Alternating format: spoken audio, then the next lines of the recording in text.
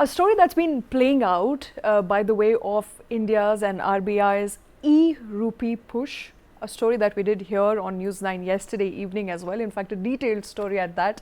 The RBI Governor continues to push for it. Various banks are pushing for it. Let's also get in Amit Ranjan to join us, perhaps, who will tell us in greater details what RBI has been doing. But the governor yesterday pushed for CBDC, or the central bank digital currency, saying that it is going to facilitate cross-border payments, perhaps make it seamless and easy, therefore hinting at and also urging for faster adoption. Yeah, there is an instant settlement feature that has been introduced, and that, it seems, will make it faster and more secure when it comes to cross border payments. Additionally, they have linked UPI with these payments as well for banks. So it is a whole gamut of this digital payment thrust that the government is basically mooting. So the quotes of the RBI governor, I think so, they're up. I'll just probably read them out. I strongly believe cross-border payments can be made more efficient through adoption of CBDC, and this is an area which should receive a close attention. And then he went on to say, if we can get the second quote,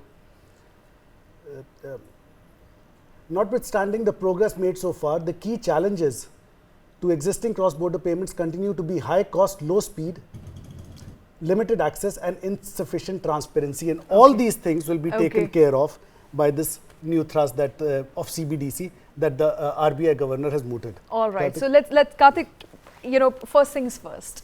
UPI is different from E-Rupee. E-Rupee is different from cryptocurrency. A lot of people out there, we in fact urge you to go to News9 Plus, download the documentary, watch the documentary that you can find on the app, the News9 Plus app, and perhaps go through that documentary to better understand what E-Rupee and E-Rupee prospects are. But a lot of banks made some very exciting announcements yesterday, and they said you can scan one QR code and choose to transact either through UPI or through E-Rupee wallet. Now, the service has not been made available to every person because we don't have access to E-Rupee. I'm not sure if you do, if you're one of the select customers who's got an E-Rupee invite just as yet. But what does it really mean for digital payments and the future of digital payments? To put it very simply, Shweta, and let's try and make it absolutely crystal clear.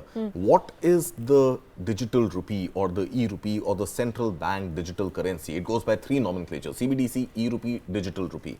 It is basically a digital replacement of the cash that you're carrying in your wallet. It comes in cash-like denominations, 500 rupees. So there's a 500 rupee E-Rupee note in your wallet. 200 rupees, 100 rupees, 50 rupees, 20 rupees, 10 rupees, and the coin denominations as well, right? It is primarily only a replacement for cash in your hand, cash in your wallet, cash that you keep at home. It is not money lying in your bank. So very simply put, instead of carrying a physical wallet, you carry the digital payments app and you transact through that digital wallet, right? Now, a very obvious question that arises is, how is it different from UPI, right? How it is different from UPI is that UPI is a bank-to-bank transfer. CBDC is a digital note, person to person, my digital note going from my wallet to your wallet. Right. And if I need some change back from you, you returning a digital rupee or digital denominations equivalent back to my wallet. Right. So when I read it, what I understood is there's not going to be any intermediary as opposed to what happens with like UPI. Cash, like cash. Right. If I owe you 500 rupees, I can take out a 500 rupee note and give it to you. Right. I am not using a bank service which is transferring money from my bank account, debiting that, crediting your bank account, and you going to an ATM and withdrawing that 500 rupee note. I immediately transfer a digital version of the 500 rupee note to you. And if the transaction is 400 rupees and I have a 500 rupee digital note, I transfer 500 rupees to you and you transfer 100 rupee back to me, just like we would do when we are exchanging a physical currency. Right. Right. To my mind, honestly speaking, I think there is no need for a CBDC. I think the only advantage the government has is by way of saving the printing cost, which runs up to as high as about 5,000 crore rupees per annum. But if you're in any case digitizing the economy, if you're in any case digitizing payments, UPI has seen the kind of penetration it has seen. The only use case for digital rupee, to my mind, is when you don't want to leave a trace of what you have spent on who you have transferred money to. I think that's the one and only use case, which I think is going to add more confusion, and I doubt it has a very, very direct use case for it to take off immediately, unlike the UPI, which was ease of payments. Okay. I think one thing more for people who find it hard to control payments.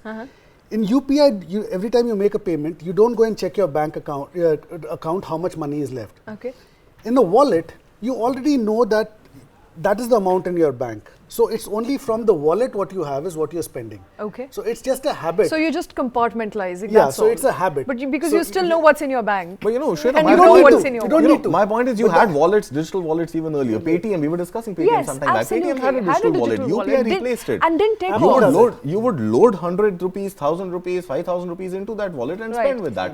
Any milk basket, any grocery sort of, platform that you use, any delivery platform you use, Amazon Pay for that matter, you can load up your Amazon Pay wallet and spend from that. So, it can still keep your budget under check with or without a CBDC based wallet coming into the market. But yeah, I mean, the government is bullish on it, RBI is bullish on it. I think it's a tech led platform. It is backed by blockchain, etc. It is, it's something that the government is pushing for. A lot of countries are pushing for globally as well. And not too many countries have faced any sort of success with it yet. I'm not sure if we will be able to qualify success in that domain as well, but let's see where it goes from here. Okay, maybe cross-border payments is where RBI Governor is very bullish on. I mean, you have maybe a that'll Swift be interface already, right? You have a That Swift is interface true. already. That is true. But then again, if you want to get rid of any trace, as you rightly mentioned, that's the only way you can do it. Perhaps it's going to be finding I know, some but then merit in it's use. Cross-border, I don't think counterintuitive so for the that will government to push for something that is unlikely to be traced back.